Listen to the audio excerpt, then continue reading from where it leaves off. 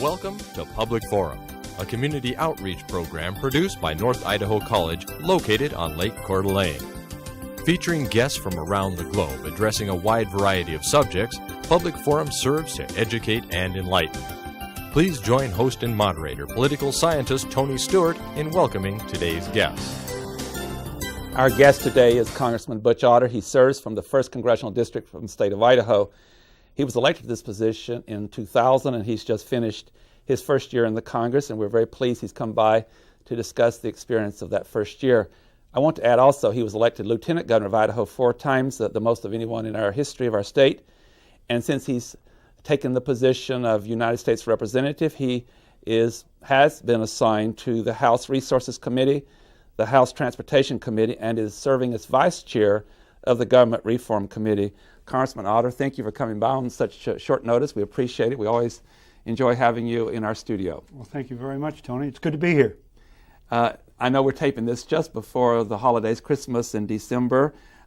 Unfortunately, because of other scheduling, it won't air as soon as I would like for it to. It'll be in March. So some of the things that we talk about today may have some changes between now and March, but we do appreciate the opportunity so much. Let's first of all talk about the great transition for you as a native Idahoan and living here for years and serving in state government, and now you've gone to the Potomac and serving in the Congress of the United States. So how has this transition been for you? Well, Tony, it's been one full of surprises. In the first place, I must confess to you and everybody else that I'm really enjoying it a lot more than I thought I would. I for 14 years as President of the Senate, as Lieutenant Governor of the state of Idaho, I sat and listened to debates.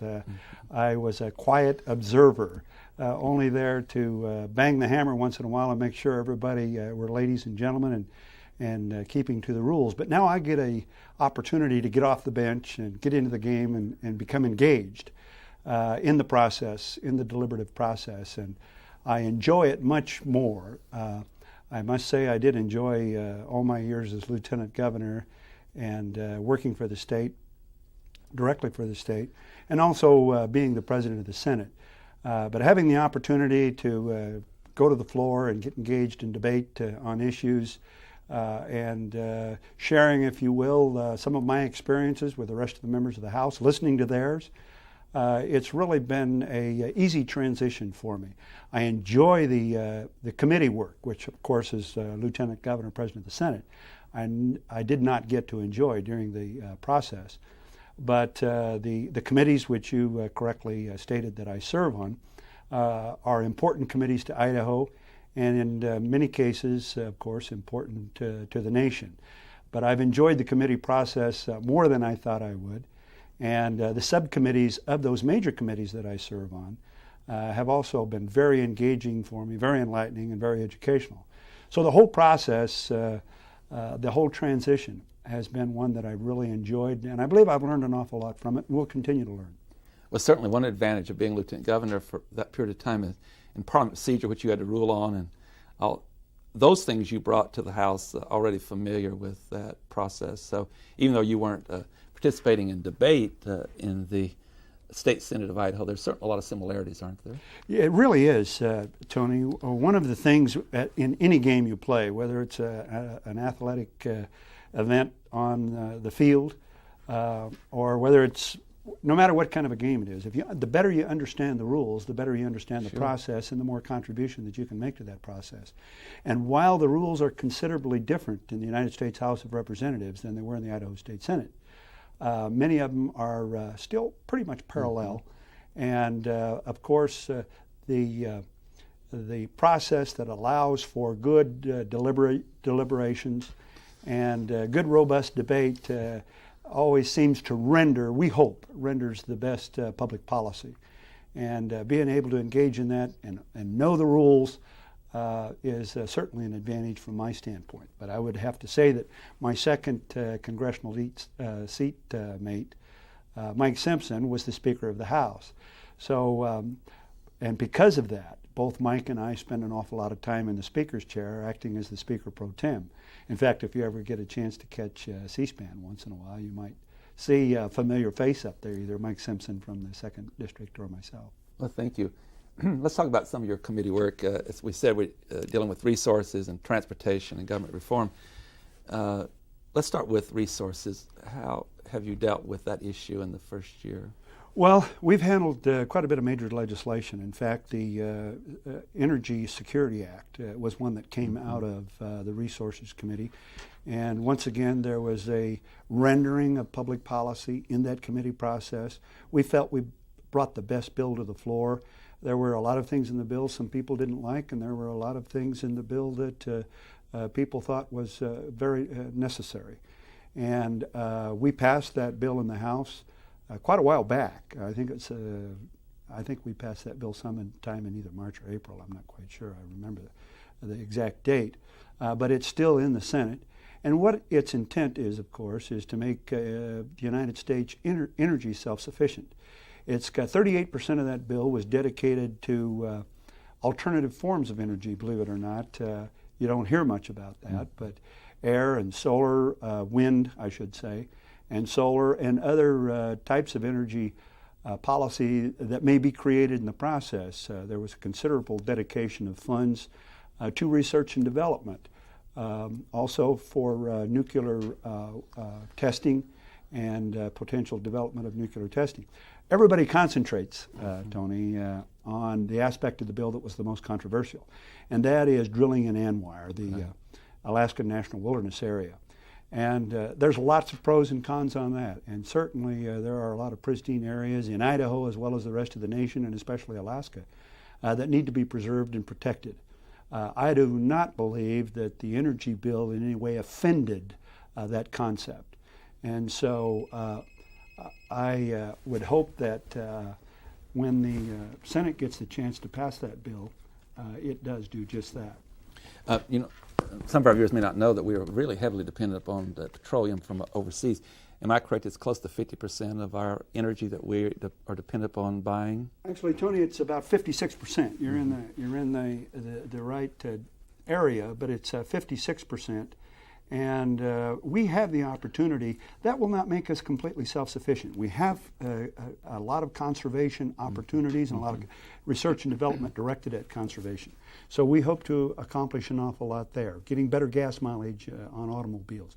Figuring out less energy expensive ways to do things, whether it's manufacturing value-added products, which is a big contribution that is made to Idaho's economy. When you take 100 pounds of potatoes and turn them into French fries, that takes 27,000 BTUs just to make 1 pound of French fries. So there's a lot of opportunities for us to conserve energy in that. But when you take a look at the environmental side, one of the things that you don't hear an awful lot about in the energy bill, we can drill one oil well in ANWR, in the Alaskan National Wilderness Area, or we have to drill 72 wells in the 48 contiguous states in order to get the same amount of production.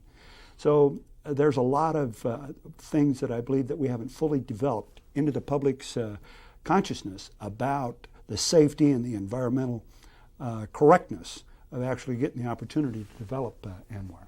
Let's talk about transportation. That's also another very important subject. And Idaho being such a large geographical state, and it costs lots of money to build roads with yet a small population to get revenue from. And the U.S. government has become more involved. It used to be funding mostly interstate highways, or 90% of the funding for interstate highways.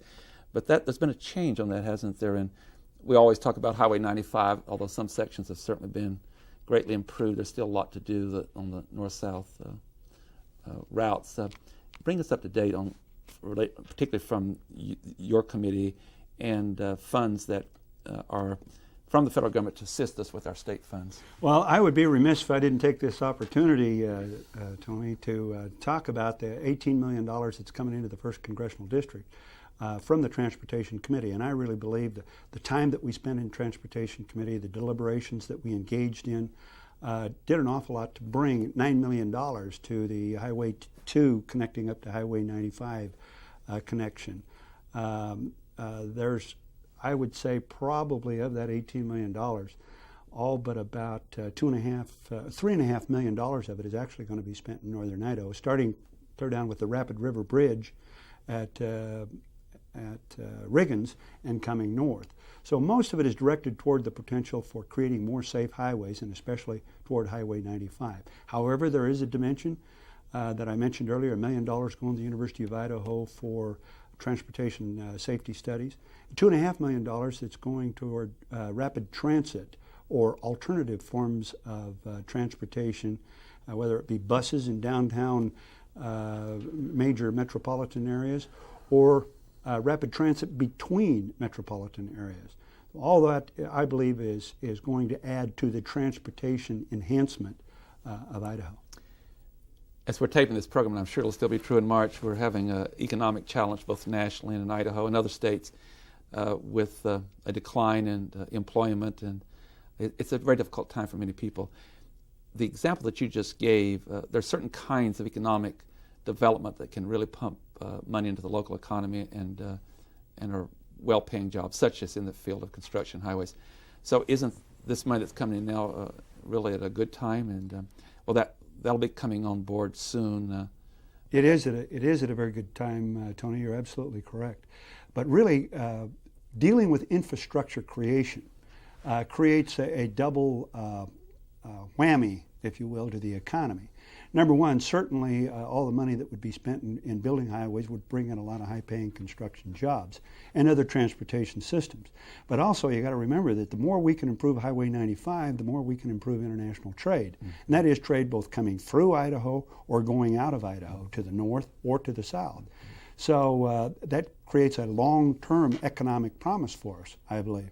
We have in transportation taken a serious look at perhaps some modifications, not relaxation, but some modifications to some of our environmental laws, because in Idaho alone we have about $58 million of highway construction projects that are being held up because of some long delay in an environmental decision that has to be made.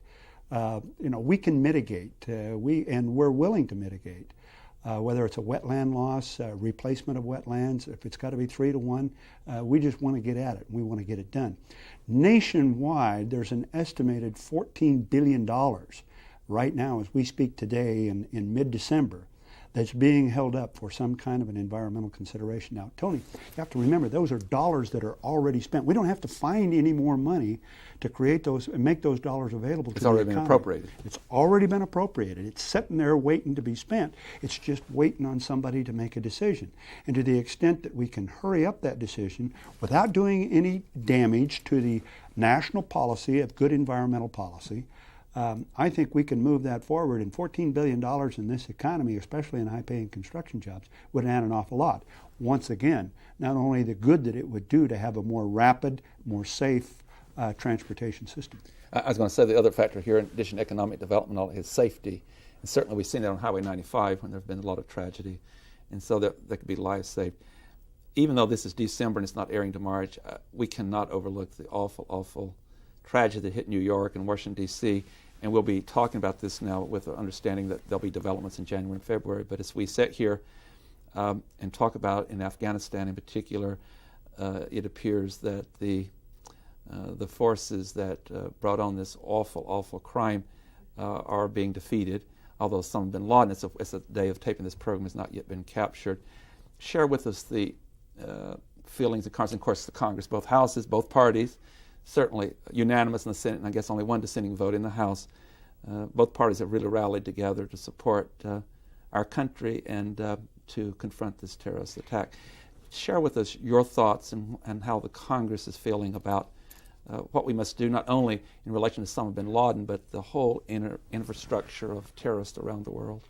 Well, Tony, let me just, the sense of Congress has changed dramatically since the events of September the 11th. I remember when I held my hand up on January 3rd of 2001 and along with 44 other members became the freshman class of the 107th Congress in taking the oath. But on September 12th, there were 435 freshmen. There weren't just 45. We all were suddenly thrust into an environment that was new to all of us. No one had ever voted on a War Powers Act. No one had ever voted to give the President of the United States the ability to deploy a military force to the extent that George Bush, and to the latitude that President Bush was given.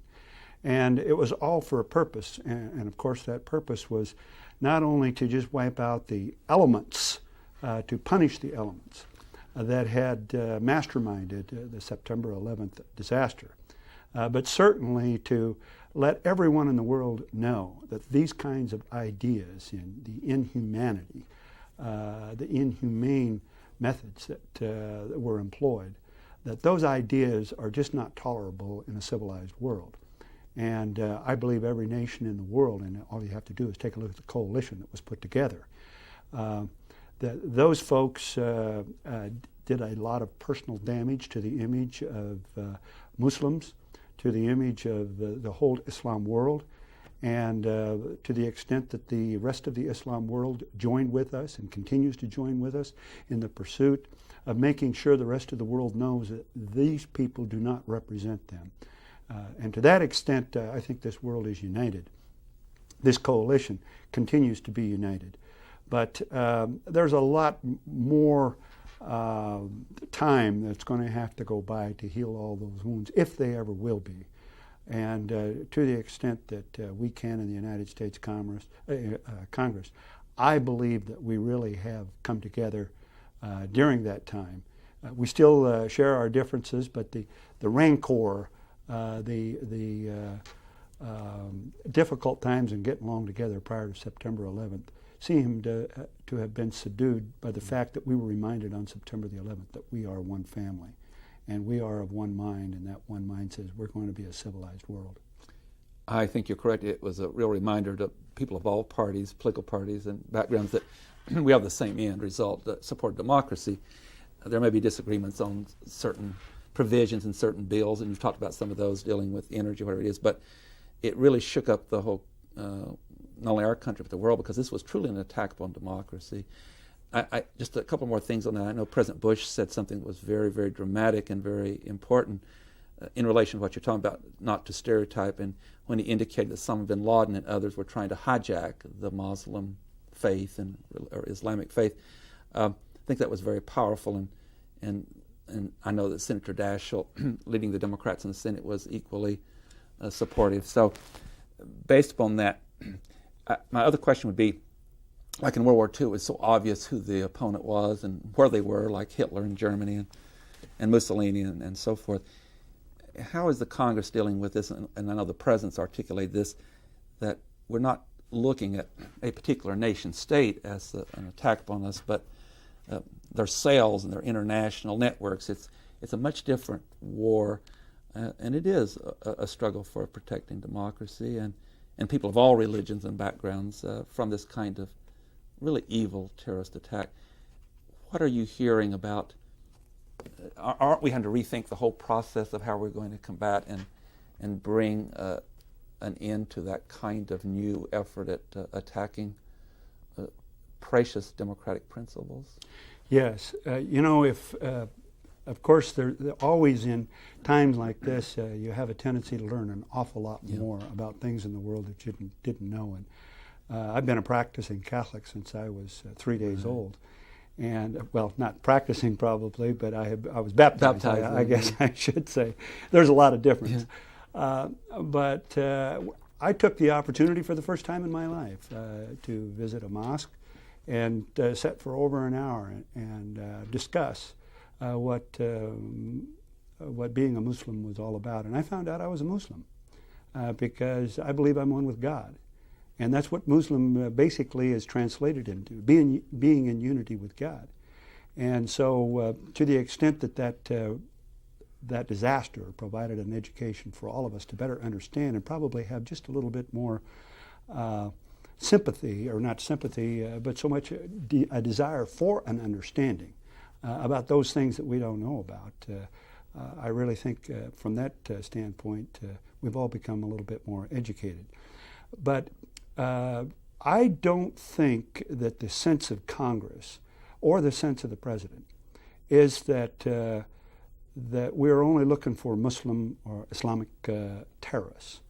I think this is an opportunity for us to send a signal to all terrorists throughout the world, those that would subdue the freedoms and the liberties within democracy, that we know, that we've enjoyed, that beginning with way back to the Magna Carta, for the first time that our rights and our liberties were not the result of the king's being our great benefactor, but we were endowed with those with a greater being than the king, and that was a recognition of a creator in our presence. And so I think that certainly all the focal point may have been after September 11th and for a time period, the terrorism that we have known at the hand of those who, as President Bush correctly said, were trying to hijack a particular religion.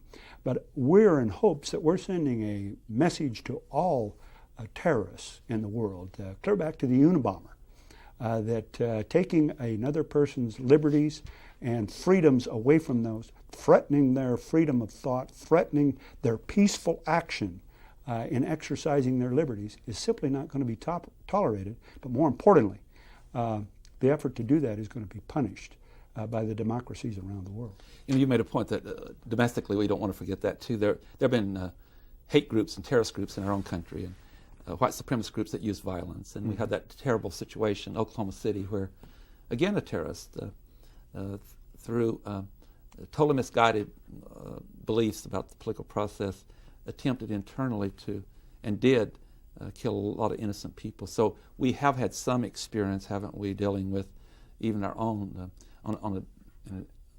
not the same magnitude of this international terrorism problem, but we've had our own problems and threats. Well, the only real difference has been the magnitude, yes, and that was the proper right. word to use. You know, we've had terrorism groups, and one right here, as far as I'm concerned, in our area, which has been defeated through civil court action. That's right. But they chose to deny people the right to use their liberties. They chose to subdue people in the free and peaceful exercise of their freedoms. And so I think any way we can defeat them, if we defeat them economically, if we defeat them in war efforts, with military action, as we're in the process of doing in Afghanistan and perhaps Pakistan and perhaps other areas of the world, wherever we find it. But once again, I think the important thing that we've got to remember here is we have sent, the United States, along with many other nations of the world, have sent a very important message. And this kind of action will not be tolerated.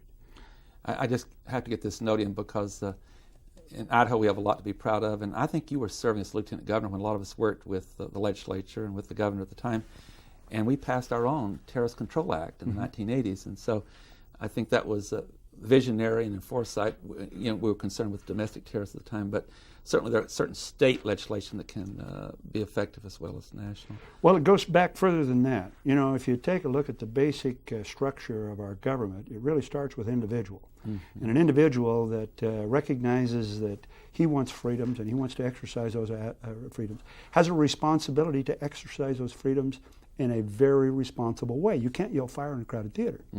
And so in order to exercise your freedom in a peaceful way, you have to do it in respect to other people's freedoms. Then it goes to the family, then it goes to the community, then it goes to the city and the county. And so as it grows in its dimension, to the extent that we recognize that in the basic unit and the basic element of our society, you know, there was a story one time told of a father who was too busy to read a story to his son when he came home, and he wanted he asked his father, "Dad, would you read me the story?" And the father said, "Well, I'm reading this newspaper right now, but if you wait just a few minutes." Well, the son was immediately back, and he said, "Dad, I want you to read me this story." So finally, he took the magazine that the boy had, and on the opposite page of the story that the boy wanted him to read was a picture of the world, of the globe. And so he tore that page out, tore it up in little pieces, and gave it to his son. And he said, "Now, when you get the world put back together, right, you bring it back and I'll read you the story." Well, in about 30 seconds, the son was right back with the torn pieces of paper. It was all put back together. And the father said, "My gosh, how did you do that so quick? You know, you're 6 years old. I'm surprised." And he said, "Well, Dad, what you didn't realize that on the opposite page of that picture of the globe was a picture of a child. And I figured if I put the child back together right, the world would turn out all right." And so that's where we are on a daily process in the democratic process. If we put the basic unit, the basic elements of our society, the individual together right, and with the understanding that they have to respect other people's rights and other people's liberties and be responsible in the exercise of their own, the world's going to turn out all right. It's a really interesting story, and it's a real contrast between that and those extremists who don't appreciate the rights of other people. We're just about out of time, and I do want to have one other local question, and that is, you have not only your offices in Washington, D.C., but you have offices in Idaho. Would you identify those for us, where they're at, for our viewers? And Yes, of course. I've got one right here in Coeur d'Alene, and I've got one in Lewiston. I have one in Nampa, Idaho, and one in Boise.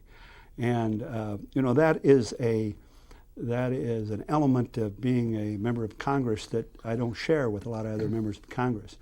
A real quick story: when I first got to Congress and we were going through the process of being introduced to one another, I met a young fellow from back east who was Republican and conservative. And I asked him, just to begin conversation, I said, well, how big is your district? And he said, well, it's about 22 blocks long and about 8 blocks wide. Why? How big is yours? And I said, well, it's 682 miles long and 150 miles wide, and I have 2 time zones in it. But we've been very fortunate in putting not only the offices together, but having the people in those offices that continue to provide for tremendous constituency service. And we've got them placed in the right locations in Idaho.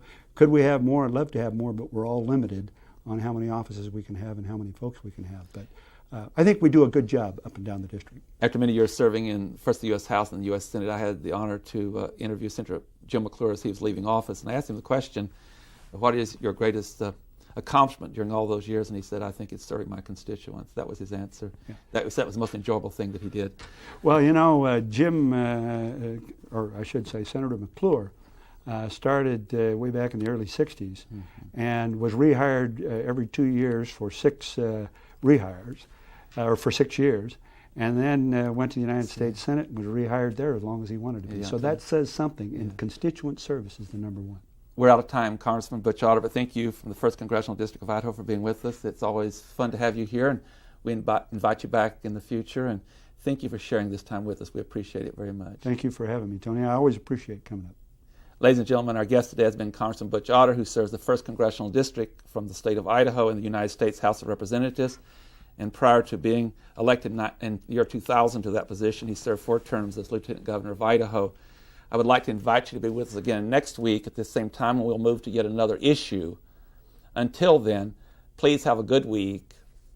I am Tony Stewart. Recorded on the campus of North Idaho College, Public Forum is the longest-running entirely college-produced program on PBS. Each episode is pre-recorded live and is an educational outreach from North Idaho College. Please join us again at this same time next week for another edition of Public Forum on this public television station.